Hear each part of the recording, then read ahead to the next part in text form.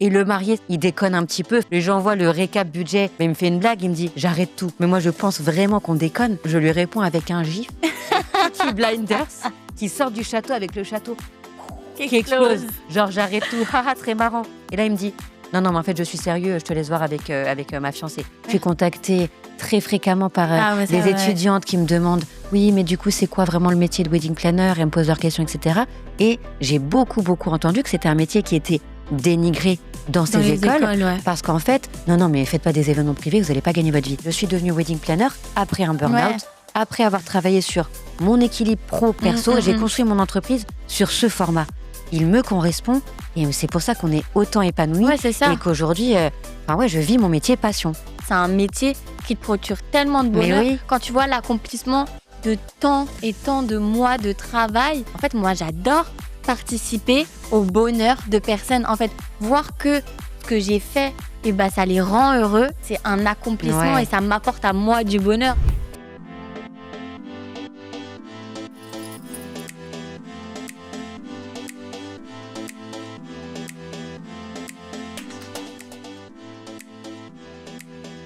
Bienvenue dans Wed Secret, le podcast qui vous révèle les coulisses du monde du mariage.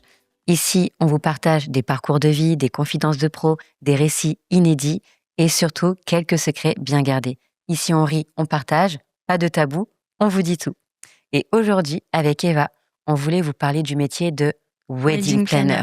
Être wedding planner. Qu'est-ce que c'est qu'être wedding planner en dehors du métier paillette qu'on voit sur les réseaux sociaux? C'est un métier qui est en mode « Ah, t'es wedding planner, ah, t'organises des mariages, oh, genre… » Ah, on vend du rêve, c'est sûr. Voilà, c'est ça. Mais derrière le rêve, il y a la réalité. Grave. La réalité d'un métier de stress, de pression. Oui. Le métier de wedding planner, c'est le métier le plus stressant au monde. Ça fait partie des 10 métiers. Ça fait partie. Voilà, ça fait partie des 10 métiers les plus stressants au monde. Après, pilote de chasse, je crois. Donc, pilote d'avion. Pilote d'avion, pilote d'avion. Enfin bon, peu importe. En tous les cas, ça fait partie des métiers les plus stressants au monde. Et c'est pas pour rien. Et c'est pas qu'un métier paillette, justement. Oui, non, c'est ça. C'est un métier où on a tellement de micro-décisions que les gens ne voient pas qu'on prend. Que ça soit déjà toutes les recherches de lieux, à chaque fois, tous les mails, que ça soit quand on fait les visites, quand on fait les dégustations traiteurs, quand on fait le choix du logo des mariés, de la papeterie, de la couleur, de l'enveloppe. La police. Non mais oui, la police, l'heure à laquelle le transfert, il va venir récupérer les invités le soir. Et c'est quoi la capacité des bus qui les ramènent. Enfin, c'est plein de micro-décisions qu'on ne voit pas, qui sont prises en amont du mariage, en fait, et dont les gens ne se rendent pas compte quand t'expliques clairement ce que c'est que être wedding planner. Ils sont en mode « Ah ouais, faut penser à tout ça ». Bah oui, mais wedding planner, je le dis, je l'ai toujours dit, je le répète, c'est chef de projet événementiel dédié au mariage. Non mais oui. Donc tu es chef de projet, en fait. Oui, c'est ça. Déjà, toutes les micro-décisions, mais je pense qu'il ne te rend pas compte aussi de la responsabilité qu'on endosse. C'est-à-dire que tout repose sur nous, même si, bien sûr, après, chaque prestataire va faire sa prestation comme il le doit et avec son professionnalisme, mais mine de rien, dès qu'il y a un petit couac, dès qu'il y a un truc, on devient le point info. C'est vrai, c'est la planeur qu'on va voir tout le temps. Exactement. Après, c'est normal, c'est notre job, ça fait partie du métier, mais c'est là où ça devient stressant. C'est-à-dire que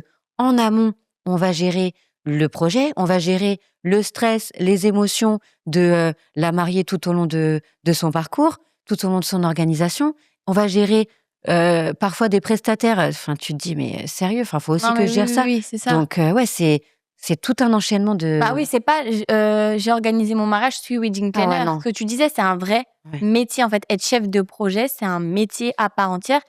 Nous, on le fait pour des mariages, mais en fait, être chef de projet, ça se fait dans… Déjà, tu as des chefs de projet pub, tu as pour plein de choses. En fait, on est l'intermédiaire. On a une vraie connaissance du marché de l'événementiel. On sait des choses, on sait quelles sont les bonnes questions à poser aux prestataires, notamment le lieu. Le lieu, c'est hyper important de poser toutes les questions. À quelle heure on arrive le matin, à quelle heure le lieu il ferme. Des fois, tu as des lieux qui ont des chaises, d'autres qui en ont pas. Il y a des choses qu'on ne peut pas faire dans tous les lieux. Les bougies, il y a des lieux où tu peux pas allumer des bougies. C'est beau en photo, mais en réalité, non, mais c'est ça. Il y a des lieux où tu peux faire ton repas à l'extérieur, ok, mais à 21h30 ou 22h, faut que tu sois rentré à l'intérieur. Donc, si tu prends du retard, tu peux pas danser dehors. En fait, il y a plein de micro-décisions que nous, on connaît qui sont propres au métier de chef de projet événementiel et en fait que là, on adapte pour un mariage. Mais c'est des compétences que tu vas acquérir au fil du temps. Tu disais tout à l'heure, c'est pas parce que tu organises ton mariage que tu deviens wedding planner. Clairement pas. En fait, wedding planner, de toute façon, c'est un métier qui n'est même pas encadré. Oui, C'est-à-dire que demain, effectivement, tu organises ton mariage, tu as kiffé l'organisation, tu veux devenir wedding planner, pas de souci. Mais derrière, si tu n'as pas les compétences de justement prendre du recul et de te rendre compte de tout ce que ça va impliquer, parce que tu as eu le métier d'exécutant, de chef de projet, oui, tu vas faire tes recherches, tu vas chercher, trouver un lieu, trouver un traiteur, trouver... Ça, c'est vraiment pas la complexité du projet et du métier. Mais par contre, d'être wedding planner et donc chef de projet événementiel, ça demande des compétences. Enfin, c'est pas pour rien qu'il y a des formations, qu'on se forme. Moi, je sors de cet univers-là. Enfin, moi, après le bac, j'ai fait des études de tourisme, des études de chef de projet événementiel. J'ai travaillé en agence et encore aujourd'hui, j'ai des stagiaires, des alternantes qui font leur classe dans ces écoles-là. Je suis contactée très fréquemment par des étudiantes qui me demandent « Oui, mais du coup, c'est quoi vraiment le métier de wedding planner ?» Et elles me posent leurs questions, etc. Et j'ai beaucoup entendu que c'était un métier qui était dénigré dans ces écoles parce qu'en fait, non, mais faites pas des événements privés, vous n'allez pas gagner votre vie. Alors, on est bien d'accord que si tu organises un anniversaire, une baby shower et un mariage par an... Ça dépend du moyen. Oui, les moyens des gens. Exactement, on est bien d'accord. Qu'est-ce qu'ils veulent réellement faire? Non, mais attends, mais aux États-Unis, une baby shower, c'est ça. t'as Mindy West qui t'organise ta baby shower, c'est un budget, c'est même plus cher qu'un mariage parfois. Non, mais oui, c'est ça. Donc, en fait, ça dépend vraiment de tout ça. Et puis, on a des process en tant que professionnel qu'on met en place, des documents, le déroulé jour J, certaines listes, une certaine manière de travailler qui est propre au métier. Parce que c'est vraiment un métier. Quand une entreprise, elle organise un événement, elle passe par une agence. Exactement. C'est très rare que les entreprises, elles organisent en interne. En interne, tout. Elles passent par une agence qui a ses prestataires, qui a ses connaissances et qui va leur apporter un plus. Mais en fait, nous, c'est exactement la même chose. En fait, on est une agence événementielle. On est une agence, on l'adapte au mariage. Quand tu fais un lancement de produit que ton entreprise elle va pouvoir investir. Moi, j'ai géré des projets comme ça où l'entreprise, elle fait appel à une agence, elle fait un appel d'offres. Ils ont 1 million d'euros, ils veulent réunir 1000 personnes dans le centre de Paris, etc. Mais voilà, tu as des compétences d'agence et après, ça s'acquiert clairement. Faire venir 1000 personnes du monde entier, gérer des navettes, gérer des sous-commissions, etc. Alors, clairement, ça vend pas du rêve. Et c'est très, très, très formateur. Mais aujourd'hui, ça me sert dans mon métier de chef de projet wedding planner, quoi. Oui, c'est ça, parce que là, maintenant, tu es spécialisée dans les mariages, mais avant, tu faisais différents types d'événements. Pro. Mais exactement. Et de toute façon, pour être wedding planner, même encore aujourd'hui, avec les 15 ans de bouteille que je commence à avoir dans l'événementiel et dans le mariage, je me forme perpétuellement. Ah oui, chaque année. Mais c'est même l'environnement, le monde, il évolue. Donc en fait, il faut constamment se former. Peu importe le secteur d'activité dans lequel tu es, si tu veux rester à la page, il faut te former. Clairement, la nouvelle génération qui arrive, en plus, nous, on est très dépendants des personnes qui se marient. Bon, on a de la chance. Les mariages, je pense qu'il y en aura toute notre vie. Je pense. La mode aussi, et la nouvelle génération, la Gen Z qui veut voyager, se marier à l'étranger, etc. Nous, on a ça. Mais moi, je fais clairement pas partie de cette génération. Donc, il faut quand même que j'ai leur code, qu'est-ce qui leur plaît, comment ils fonctionnent. Donc, ça, c'est très important. Et tu disais justement, ce métier, donc déjà se former, savoir comment on fait. Et moi, j'ai des process en place, mais que j'applique depuis 15 ans. C'est-à-dire que les documents que j'appliquais pour mes projets déjà professionnels, je les avais appliqués à mon propre mariage. On a retrouvé les documents. Elle m'a montré les documents cette semaine en me disant, tiens, regarde, pour mon mariage, qu'est-ce que j'avais fait comme document? Le même déroulé qu'aujourd'hui. Mais pratiquement, bien sûr, après, pareil, à chaque fois, on débriefe, qu'est-ce qu'on fait à faire mieux, on apprend nos erreurs, on refait pas les mêmes erreurs, mais ça fait partie de notre process. Mais ne serait-ce que visite technique, ok, j'ai ma fiche, je vais aller visiter le lieu, je vais poser telle question. Le générateur, s'il n'y a plus d'électricité, où est-ce que ça se passe? Comment ça se passe? Tellement de détails. Le parking, il est où? Est-ce que les invités, quand ils vont arriver, est-ce que ce sera éclairé? Est-ce qu'ils peuvent marcher? Est-ce qu'il y a des marches? Enfin, vraiment, on est dans un niveau de détail et de documents. Mais nos documents, c'est aussi notre Bible. Et c'est sur quoi on va se reposer quand on va faire... Mais oui, mais nous, on ne se rend pas compte. C'est là, on a fait un point cette semaine avec des mariés qui se marient fin décembre. Et on leur a présenté le déroulé. Et la mariée était seule au point. Et après, je leur ai envoyé à elle et à son mari le document. Et elle nous a dit, d'ailleurs, en fait, j'ai été agréablement surprise et impressionnée du détail du document. Après ça, j'ai dit à mon mari que ça y est, genre en gros, j'ai l'esprit tranquille avec tout le stress. Et après, le marié, quand il a du coup vu le document, il nous a dit oh là là, il nous a dit, enfin, ils ont eu des mots mais tellement touchants et c'était, ça fait plaisir de voir notre travail reconnu.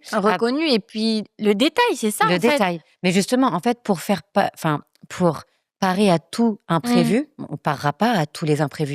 Il va y en avoir sur le jour J. On fait le max. Voilà, si en amont, tu as réfléchi à telle configuration, ok, la scéno elle est dehors, donc ça implique ça, que tu briefes tes équipes en amont. Parce qu'en fait, on n'est pas que le lien avec les mariés. En fait, on est le lien entre avec tous les prestataires. On est intermédiaire. On est l'intermédiaire et on va faire en sorte de construire une équipe, que tout le monde travaille dans le confort et le même niveau d'information.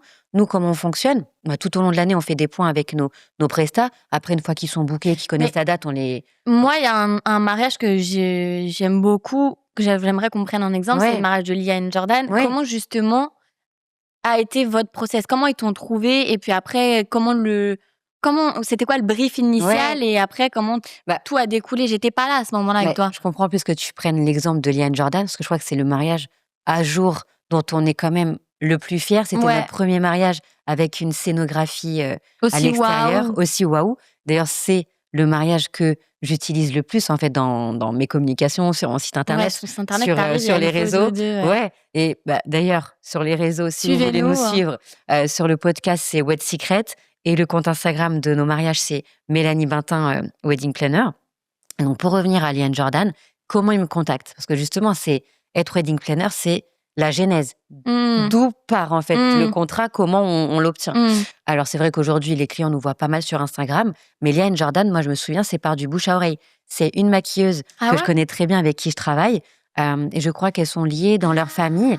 Ça me dit quelque elle chose. me dit, Mélanie, j'ai quelqu'un à Miami qui cherche à faire son mariage à Paris. Est-ce que je peux lui donner ton contact et tout ? Bah oui, vas-y, go. Et de là, je me souviens, je suis chez mes parents avec mes enfants. Enfin, rien à voir. Comme quoi, un contact peut tomber à n'importe quel moment. Et elle me dit, oui, salut, je m'appelle Lia, je viens de Miami, j'ai envie de faire mon mariage à Paris. Est-ce qu'on peut se faire un call ? Bah oui, go, j'avais trop envie. Donc, je m'isole, je prends un appel. En plus, ça tombait bien avec le décalage horaire. Et là, elle me donne 2-3 éléments de son brief. Je dis, ok, bon, on va se faire un point, on va poser les choses. Je vais faire un point avec toi, avec Jordan, avec le marié. Très important d'avoir les deux sur le call, parce qu'au moins, tu prends quand même les priorités de chacun. Et donc voilà, après, on fait un premier call, un appel découverte, entre guillemets, où elle me donne toutes ses inspirations et elle me montre son mood board. Et là, je tombe d'amour pour ses inspirations. Qu'elle voulait faire, la vision qu'elle avait. La vision. Justement, je trouve que c'est aussi elle qui nous permet de passer un gap, parce qu'elle a une vision, elle a un sens du détail. Et toutes ces inspirations, c'était très Italie, Toscane. Et pour autant, elle ne voulait pas aller dans le sud de la France, parce qu'elle est très attachée à la ville de Paris et elle a envie que ce soit pratique. C'est à Paris qu'il lui a fait sa demande aussi, je crois. C'est à Paris qu'il a fait sa demande, et elle voulait aussi que ce soit pratique pour ses invités d'avoir un seul vol. Parce que c'est vrai, quand tu vas dans le sud de la France, souvent tu peux avoir une correspondance sur Paris. Donc voilà, elle voulait quelque chose de très facile à organiser. Enfin, facile, avec des gros guillemets.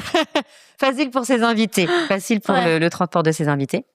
Et donc, sa genèse, c'est ça, je veux faire quelque chose à l'extérieur. Et on le disait tout à l'heure, tous les lieux ne proposent pas la possibilité de faire ton dîner dehors. Tu vois, il y a beaucoup de châteaux qui vont te dire, OK pour la cérémonie, OK pour le cocktail, mais après, tout doit se faire en intérieur. Et il y avait peu à l'époque. Je pense que ça se démocratise de plus en plus. Je pense qu'il y a de plus en plus de châteaux qui désormais autorisent et acceptent les dîners à l'extérieur, parce que ça reste une forte demande. Quand la météo te le permet, mais go dehors. Enfin, franchement, c'est une scénographie incroyable. Non, mais quand tu viens d'aussi loin, en plus, je peux comprendre que tu as envie de profiter des extérieurs du château et de voir le château, parce que les espaces intérieurs sont très beaux dans un château. Après, sur ça, je suis un peu entre les deux. C'est-à-dire que moi, je ferais pas venir quelqu'un pour vivre une expérience à la française et de faire tout dehors. À un moment donné, tu vois, il faut quand même qu'il y ait des moments du mariage qui se passent quand même à l'intérieur. Tu vois, ce côté où, d'entrée de jeu, tu prends un château, mais tu vas faire construire une tente à l'extérieur, alors que tu as la possibilité de faire une scéno à l'air libre, entre guillemets. Voilà. Après, à l'air libre, évidemment, il pleut pas. Hein. Oui, voilà, on est bien d'accord. S'il n'y a pas de vent, il y a beaucoup de si. Mais en tous les cas, on a eu de la chance sur ce mariage-là. Ça a été le cas. Et donc, toutes les décisions qu'on prend, après, c'était aussi très particulier parce que c'était le premier mariage que je faisais où c'était impératif d'avoir le traiteur cachère. Ok. Tu vois. Et donc, du coup, ça aussi, c'était une recherche en particulier parce qu'au départ, ils me disent non, c'est OK, enfin, c'est pas obligé d'être cachère, on peut prendre n'importe quel traiteur à partir du moment où on fait du poisson. Et en fait, en cours de route, ils me disent en fait, cachère, c'est important parce que pourquoi? Si t'as pas un traiteur cachère, t'as pas une cérémonie avec un rabbin. Tu vois, enfin, si tu. Ok. Il y a un niveau. C'est vrai que bon, bah, la religion, c'est encore propre à chacun. Et il y a le côté un peu libéral de la religion où en fait, tu respectes pas, disons, les coutumes, les traditions, etc. Mais effectivement, si tu veux une vraie cérémonie juive, il faut que ce soit avec la ketouba de tes parents, que le rabbin vienne, que tu aies une verroupa avec les 4 piliers, etc. Donc ça aussi, c'est un peu un challenge parce que quand c'est la première fois et que tu n'as pas tous les codes, même si c'est de mes coutumes, mes traditions, moi, je me suis pas mariée religieusement, donc forcément, tu apprends là aussi. Et c'est encore une fois des micro-décisions, savoir ce que ça va impliquer, poser les bonnes questions pour que tout se passe bien. T'imagines, le rabbin, il vient, mais en fait, le traiteur n'est pas aligné avec ta cérémonie. Bah, le rabbin, en fait, il te marie pas, quoi. Tu vois. Et sur ce mariage-là, en plus, je crois que tu as quand même noué des liens assez forts avec la mère de la mariée. Mais ouais. Bah oui, parce qu'en fait, pendant le planning, pendant qu'on fait le planning, je comprends en fait que la maman de Léa, elle est malade, tu vois. Oui, et je crois qu'il me semble qu'elle est en rémission. Et donc, du coup, ça me touche vraiment profondément. Enfin, moi, je suis maman, j'ai ma maman. Enfin, je pense que ça touche chaque femme de savoir qu'une maman est en train de vivre ça pendant la préparation du mariage de sa fille. Ouais. Et je sais, tu vois, en fait, je commence à le comprendre quand Léa, elle me dit « Oui, tu sais, ma maman, elle n'a pas une très bonne vision, mais il faut faire attention sur les escaliers, les marches et tout. » Et après, tu sais, c'est délicat comme sujet. Enfin, t'as pas forcément envie de lui poser trop de questions, c'est super intime. Et en fait, je crois que je la vois pour la première fois. Je la rencontre sur... Tu l'as rencontrée avant le mariage? Non, je l'ai pas rencontrée avant le mariage. Okay. Je l'ai rencontrée sur la welcome party. Okay. Et je crois que les premiers mots qu'elle a pour moi, elle a dit oh, « Mais Mélanie, elle dit « Mais merci. En fait, sans toi, on n'aurait jamais pu organiser ça. Je sais que j'aurais voulu peut-être être un petit peu plus impliquée dans le planning de l'organisation du mariage de ma fille, mais j'ai pas pu l'être. Et ça a été vraiment un soulagement de savoir que tu étais là et le soin que tu as pris à l'organisation du mariage de ma fille. Et je trouve aussi, il y a tellement de photos sur ce mariage où elle est avec sa mère, c'est tellement touchant. Elles ont une complicité. Aujourd'hui, la maman, elle me suit sur Instagram, elle a toujours un petit mot pour moi, c'est beaucoup de soutien. Et aussi ce côté justement d'émotion, je crois que quand on travaille, tu sais, sur le fameux plan de table, où c'est moi qui ai un petit peu... Enfin, c'était une de ses idées, mais je pense qu'on lui a vraiment... On l'a pas forcé, mais on l'a poussé, On l'a poussé à le faire. Et elle a fait des petits mots personnalisés à chacun de ses invités. L'invité, quand il allait chercher son nom, il ouvrait une enveloppe. Dedans, il y avait un mot. Et en fait, elle a écrit un mot à chaque personne personnalisé. Et je crois que c'est aussi là que j'ai compris la situation de la maman. Parce qu'en fait, je relis. Alors, je relis pas tous les mots. Enfin, ça me regarde pas. Mais quand je fais la mise en page, la mise en forme des mots, je vérifie que on est passé à côté de personne. Et effectivement, je lis le mot qu'elle adresse à sa mère. Et tu vois, et là, je comprends qu'en fait, sa maman a eu une année très, très difficile. Compliquée, Donc, c'est super touchant. On est intermédiaire aussi comme ça avec les invités ou la famille. Et là, tu as eu un lien vraiment très fort avec sa mère. Mais on a un mariage aussi où, si je me souviens bien, les parents n'ont pas été impliqués dans l'organisation. Mais j'ai le souvenir de t'avoir vu avec le père à plusieurs moments parce que le père n'était pas, entre guillemets, d'accord avec les décisions qui ont été prises. Et ça, c'est très difficile pour nous. C'est-à-dire que, c'est vrai qu'en amont, on essaye de le savoir, qui va être impliqué dans l'organisation du mariage. Là, c'est chill, c'est le marié et les mariés. De toute façon, nos clients et les décisionnaires, ce sont nos mariés. Mais c'est vrai qu'après, sur les jours J, on a des petites surprises. Alors là, sur celui que tu me dis, effectivement, je me souviens du papa.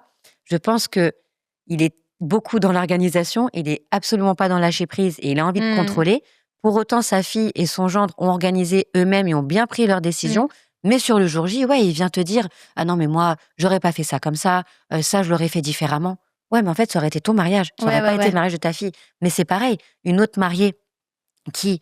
Pendant toute l'organisation, c'est elle, on a affaire à elle, elle prend ses décisions, elle choisit elle fait tous ses choix. Et le jour J, on se rend compte qu'en fait, sa sœur devient la mariée. Ah non, mais en fait, le bouquet, c'est pas celui-là. On va le faire comme ça, on va lancer la cérémonie comme ci et comme ça. Alors, je veux bien que tu sois impliquée dans l'organisation, mais le jour J, en fait, les décisions, elles ont été prises et on va pas refaire le déroulé en live avec toi. On a eu un autre mariage, si je dis pas de bêtises, j'étais pas encore avec toi et je crois qu'en fait, c'est la sœur qui a du coup géré. Mais c'est ça. Et qui a pris les décisions avec toi pour le mariage de sa sœur. Le jour J. Non, je parle d'un second mariage qu'on a eu l'année dernière où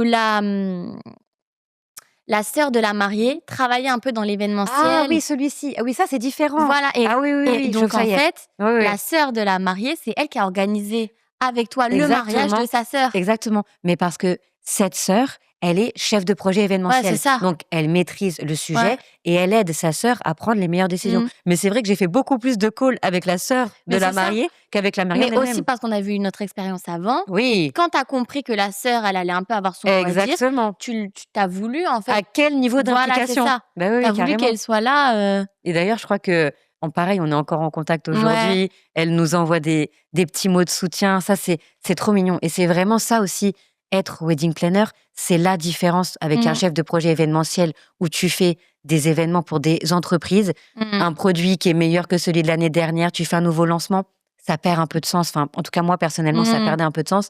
Et la relation qu'on crée avec les clients, avec les invités, avec la famille, enfin, ça fait beaucoup plus sens que de faire un projet, pour moi, très corporate. Ouais, c'est ça. Mais puis, notre travail, c'est de gérer aussi les imprévus, les plans A, les plans B, les plans pluie. On en a parlé plusieurs fois. Mais en fait, c'est des choses, encore une fois, qui ne sont pas propres à l'organisation d'un mariage, mais qui sont propres au milieu de l'événementiel. En fait, c'est ça, l'événementiel. Notre métier, c'est toujours anticiper et prévoir ce qui peut se passer. Et tu as des compétences qui vont s'apprendre en formation. Enfin, clairement, comment faire un budget, comment présenter un lieu, mais je trouve qu'il y a beaucoup de terrain. Mais clairement.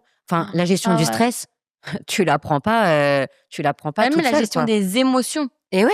C'est juste la gestion des émotions, parce que le stress, c'est une émotion qui est très présente dans l'organisation, mais juste la gestion des émotions. On a un couple, ce mois-ci, qui nous a informé qu'il y avait eu un décès dans leur famille et que, ça remettait en question l'organisation du mariage. C'est ça, et qu'on mettait un peu les choses en pause. Mais alors là, on va pas du tout vous mettre la pression. On comprend, en fait. On a de l'empathie. On est humain. Dans une certaine mesure, bien évidemment, on est humain. Et ce métier, c'est un métier d'humain. Que ce soit nous, les prestataires avec qui on travaille, et on organise un événement pour la vie des personnes qui vont le vivre. Pour les mariés, c'est une fois... C'est beau. Exactement. Mais oui, mais au niveau du stress, notre métier aussi, c'est gérer le sens des priorités. On a une mariée, pareil, qui était hyper stressée parce que son mariage, il est dans pas très longtemps et puis elle avait pas de lieu encore. On a tout commencé. On a 6 mois, je crois. 6 mois avant, 6 mois avant son mariage, hyper stressée. Et en fait, notre rôle, c'est de la rassurer, de lui dire que on va trouver des solutions. Organiser un mariage, c'est aussi faire des concessions. Et donc, il faut pas être trop fermé, rigide. Des fois, c'est OK. Là, ce que tu voulais, c'est pas possible. Maintenant, il y a ça et ça comme solution. Il y a toujours des solutions. On trouve toujours des solutions. Et donc, en fait, c'est les accompagner, les encadrer, les rassurer. On a un autre couple aussi qui a beaucoup d'idées au niveau de leur direction artistique. Ils ont plein d'idées. Et en fait, on recentre les priorités. Aujourd'hui, les décisions qui sont prioritaires, c'est ça. Et on pousse aussi, justement, toute notre direction artistique, notre storytelling. En fait, c'est pas juste un mariage. On organise un événement avec une expérience client. Donc ça demande aussi des compétences particulières. Et je reviens sur gérer les émotions et le stress, c'est que moi, ça m'est déjà arrivé, on est à 1 mois du mariage, j'envoie le petit récapitulatif budgétaire des soldes qu'il faut payer, et là, tout d'un coup, le mari qui me dit « j'arrête tout ». Et là, je me dis... cette histoire Mais non, mais attends, mais c'est vrai, c'est-à-dire que moi, j'envoie mon budget et j'étais beaucoup en contact avec la mariée, et le marié, c'est un peu il déconne un petit peu. On est à 1 an de l'organisation. On est à 1 mois, mais ça fait 1 an qu'on organise. Oui, donc tu les connais tu les connais un petit peu. Et j'envoie le récap budget et je me dis en fait, mais il me fait une blague, il me dit j'arrête tout. Genre haha Mélanie, non c'est bon là, il y a trop de frais à sortir à 1 mois. Et moi qu'est-ce que je fais? Mais moi je pense vraiment qu'on déconne. Je lui réponds avec un gif, petit blinders qui sort du château avec le château. qui explose. Genre, j'arrête tout. Haha, très marrant. Et là, il me dit, non, mais en fait, je suis sérieux, je te laisse voir avec ma fiancée. Ah, tu sais plus où te Et quand tu m'as raconté cette histoire, j'ai été mort de rire. J'étais trop gênée. J'étais trop gênée. Et en fait, on apprend derrière, donc j'en parle avec la mariée. Et finalement, je pense que j'ai su le jour du mariage que ils avaient été dans un moment de stress ultime parce qu'il y avait des soucis de santé en jeu. Et du coup, clairement, bah voilà, tes priorités, tu fais attention aux choix que tu vas faire. Le moment gênant. Mais le moment tellement gênant. J'aurais tellement pas aimé être à ta place. Mais même encore aujourd'hui, je veux pas y être. Mais je crois qu'après, il s'était justifié en disant ouais, je t'ai fait une petite blague de poisson d'avril avant l'heure. Donc même lui, en fait, je pense qu'il a même pas assumé le fait de me dire j'arrête tout comme ça de but en blanc. La gestion de crise, un mois avant le mariage, il n'y a plus de mariage. Il n'y a plus de mariage. Il n'y a plus rien. Mais oui, c'est ça aussi notre métier. Mais c'est ça notre métier. Là, tu n'as pas trop réussi à capter ce qu'il voulait dire. Mais c'est ça, gestion de crise, anticipation, gérer les émotions, être là. Enfin, on encadre énormément. En plus de notre travail qu'on a sur le jour du mariage, on encadre tout ce qui se passe avant. Et par exemple, sur les jours J, sur un mariage, nous, on est là à l'ouverture du lieu. On gère toutes les livraisons, la réception de toutes les livraisons, le dispatch de où est-ce que les choses doivent être déposées dans quelle salle. On accueille tous les prestataires, on fait le brief avec tous les prestataires, on fait le brief avec le traiteur. Bah alors, on a tant d'allergies, il y a tant de repas, le cocktail, il se fait ici, t'as tant de postes boissons, t'as tant de postes animation.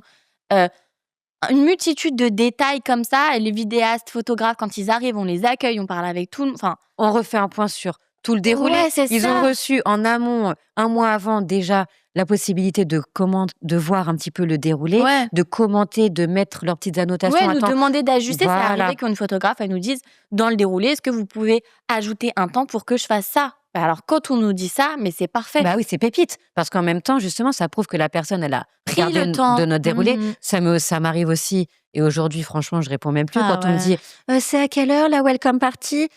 En fait, je t'ai envoyé un déroulé, mais quand on dit un déroulé, on est à la minute près, tu vois, quasiment. Et après, effectivement, on les rebriefe une semaine avant, on renvoie tous les éléments. Bien à jour s'il y a des choses qui ont été changées pendant les On remet bien la mois. date, si c'est bien un dimanche et pas un samedi, qu'il n'y ait pas de couac sur « Ah non, mais en fait, je croyais que c'était, je sais pas, un autre... » C'est arrivé à une autre, à une wedding planner, l'angoisse, le stress. La fleuriste, elle pensait que le mariage c'était le dimanche alors que c'était le samedi, et du coup le samedi la fleuriste n'était pas là, genre. Elle était en préparation du coup de ses fleurs et au final elle appelle, mais en fait la cérémonie là, t'es où? Bah c'est demain le mariage. Mais non, en fait c'est aujourd'hui. Quoi? L'angoisse. Enfin heureusement que c'est pas arrivé. Mais du coup j'ai entendu ça. Maintenant j'écris en gras. J'ai fait très bien attention. On crée le groupe WhatsApp avec les prestataires. Enfin, en fait c'est là où en fait on fait tout ce qu'il faut pour limiter les imprévus. Et le jour J, on devient le point info de tout le monde, des invités, de la mariée. Tu peux me stimer ma adresse. Au fait, où est-ce qu'elle va cette chaise? Enfin, en fait, le jour J, c'est une journée qu'on ne voit absolument pas passer, mais qui est tellement stimulante. Enfin, moi, je sais que le jour J, c'est ce que je préfère dans tout ce qu'on fait. Moi aussi. En fait, j'aime beaucoup le terrain. Ah ouais. J'aime beaucoup ça. Mais par exemple, sur le mariage de Liane Jordan, les moments forts à ne pas rater, c'était la cérémonie. Il y a eu un petit couac. Il y a eu un petit conné. Mais où tout s'est très bien passé quand même. T'en parlais tout à l'heure, les mots qu'elle a écrits pour chaque invité. Ça, c'était un moment qu'il fallait vraiment capturer. Ouais, nous, on voulait vraiment... Il fallait vraiment qu'ils puissent... capter l'émotion. Voilà, capter l'émotion de chaque invité. Et il y avait aussi, si je me souviens bien, la découverte en fait du setup extérieur du dîner. Où on avait fermé les portes parce que mariage de Liane Jordan, la cérémonie était façade avant du château. Donc, quand les invités sont arrivés, ils étaient directement... ils pouvaient aller s'installer à la cérémonie. Ensuite, à la fin de la cérémonie, ils sont entrés dans le château. On a fait le cocktail à l'intérieur. Et ensuite, le dîner, il passait de l'autre côté, façade arrière. Voilà. Et on avait tout fermé pour que justement la team on fasse un reveal, il y ait un plan drone à ce moment-là et que... Voilà, on soit, on ait des belles images. On ait des belles images. C'était un mariage black tie, tout le monde. Le dress code, c'était tout le monde habillé en noir, tu vois. C'était vraiment un statement. Enfin, elle avait vraiment la vision. Qu'est-ce que c'était beau. Et je me revois, en fait, à ce moment-là, parce que moi aussi, en fait, j'avais envie de les voir sortir. Je suis dehors, à côté de la team. Voir les émotions. Et je vois tout ce décor et tout. Ah, c'était tellement beau, tellement splendide. Oui, et puis en plus, il y a le timing sur ce mariage-là. Fallait quand même le gérer parce que comme ils mangent dehors, t'as le soleil qui se couche. Donc même si on prévoit des éclairages, à un moment donné, tu peux pas être à minuit en train de manger dehors. Exactement. Donc, c'était des moments forts de cette journée-là Et justement, avec lesquels on travaille on fait un rappel aux prestataires quand on fait le brief pendant la journée, quoi. Exactement, on leur dit bien ce qui est important pour nous, ce qui est important pour les mariés.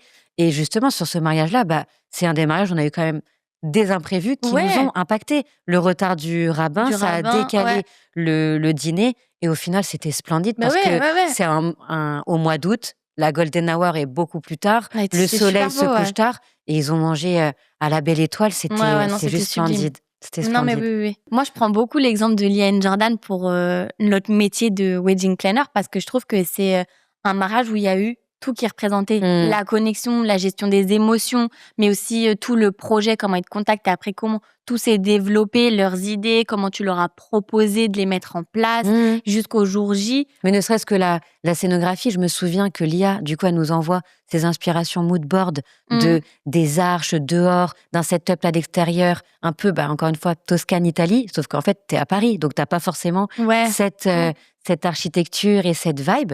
Et je prends la décision, avant même qu'ils choisissent leur lieu, de faire des sketchs, de lui montrer, voilà, le mobilier, voilà, pour qu'elle puisse se projeter, vraiment de lui montrer la vision que j'ai, parce que nous, dans notre métier, je trouve qu'on a cette facilité à se projeter tout de suite. Tu me montres un lieu, je sais ce que ça va être, mais les mariés ne l'ont pas forcément. Non, mais oui. Et ça les aide à se projeter, et c'est comme ça qu'elle choisit son château, parce qu'elle voit à quoi ça va ressembler le jour J. Et je sais que le jour J, je me souviens encore, je suis avec les demoiselles d'honneur, déjà elles sortent, elles voient le temps qu'il fait, on a déjà installé la plupart des choses, elles sont en train de se dire « Oh, mais c'est vraiment ta vision, c'est exactement ce que tu voulais, on est trop contente pour toi. » J'en ai encore des frissons aujourd'hui, c'est pour ça qu'on fait ce métier. C'est un métier vraiment de passion, on aime ce qu'on fait en fait. Exactement. Moi je sais que on dit ce métier passion, et parfois ça peut être à double tranchant. On te dit, souvent on entend, du coup tu travailles dans l'événementiel, donc tu aimes ce que tu fais, donc du coup tu vas pas compter tes heures, et je suis désolée, mais non, tu vas pas partir à 18h. Je te donne un exemple. Moi je sais qu'à un moment donné dans ma vie,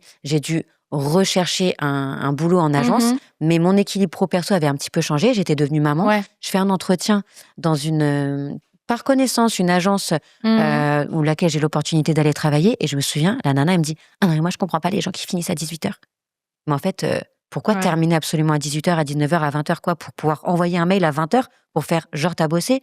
Moi, j'arrive à 8h, de 8h à 16h, je peux t'enquiller, je peux même même pas manger, tu vois. Et en fait, on n'a pas le même chronotype, on n'a pas la même façon de bosser. Et en fait, ce côté où t'es dans l'événementiel, tu comptes pas tes heures, t'es dans l'événementiel, t'as pas de jour de repos, mais pas du en fait, tout. moi, c'est quand j'étais en formation, on nous disait beaucoup « Ah, l'événementiel, c'est un métier passion. » Et ils assimilent métier passion à « tu comptes pas tes heures ». Mais en fait, pas du tout. Nous, là, aujourd'hui, c'est notre business. Donc, en fait, si on ne travaille pas, on n'a pas de clients. Oui. Et si tu décides toi-même de prendre la décision de reprendre ton ordi, déjà nous, avec le décalage horaire, on travaille le soir. Mais c'est pour notre entreprise. En fait, des entreprises qui demandent à des employés de ne pas compter leurs heures et qui les détruisent en fait parce qu'ils s'usent de la santé, alors que leur salaire à la fin du mois, il ne bouge pas. En fait, c'est pas ta boîte. Non mais oui, après on ne sauve pas des vies. On est bien d'accord. Après, on n'est pas fonctionnaire à regarder nos heures, mais effectivement, à partir du moment où ça dépasse l'entendement et que tu perds en stabilité émotionnelle, que ça impacte ta vie de famille et que ça t'amène au burn-out. Alors moi, clairement, c'est pas ça qui m'a amené au burn-out, parce que j'étais dans des entreprises qui faisaient très attention à ça. Mais ne serait-ce que récupérer un jour. Tu travailles samedi, dimanche. En fait, le lundi, on travaille pas. En fait, on vient de passer 48 heures à être de tous les sens, à se lever super tôt, à faire le montage, à partir en dernier. Une fois que le dernier guest est parti, ça fait de 9h à 4h du matin. C'est ça. À un moment donné, si on tu les a veux pas suivre... compté nos heures. Mais non, on les compte pas nos heures. Après, on se repose en fait. Et surtout, moi, j'ai créé mon entreprise et je suis devenue wedding planner après un burn-out, après avoir travaillé sur mon équilibre pro-perso. J'ai construit mon entreprise sur ce format. Il me correspond, et c'est pour ça qu'on est autant épanouis. C'est ça. Et qu'aujourd'hui...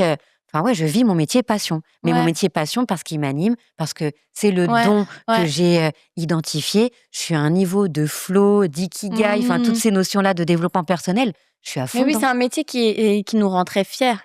Quand tu parlais du mariage de Lia et Jordan, quand tu vois les invités qui descendent, en fait, c'est un métier qui te procure tellement de bonheur. Quand tu vois l'accomplissement de tant et tant de mois de travail... Et quand t'as la vie des mariés derrière, ils te font une vidéo où ils te disent Enfin, vraiment, l'impact que tu as pu avoir sur eux, le moment où tu fais le reveal de la salle, du décor. Alors, c'est pas que nous qui travaillons à ça, bien sûr, c'est un travail d'équipe. Mais quand tu vois ce à quoi tu participes et l'accomplissement, ah ouais, ça n'a pas de prix. Mais c'est ça. Quand j'ai aidé à organiser le mariage d'une amie à moi, et le jour du mariage, il y a quelqu'un qui m'a dit « Mais comment tu fais pour faire ça Comment tu fais pour faire de ça ton métier ?» Et je dis « Mais en fait, moi, j'adore participer au bonheur de personnes. En fait, voir que ce que j'ai fait, ça les rend heureux. Ça, c'est un accomplissement et ça m'apporte à moi du bonheur. Donc, en fait, c'est vraiment pour ça aussi qu'on est autant épanoui dans notre travail et qu'on fait ça, parce que sinon, on ne le ferait pas. Bah oui, exactement. Mais c'est vraiment un métier qui est gratifiant. C'est très gratifiant. Donc, du coup, tu as le métier... Gratifiant ou gratifiant? Ouais, c'est un métier très gratifiant.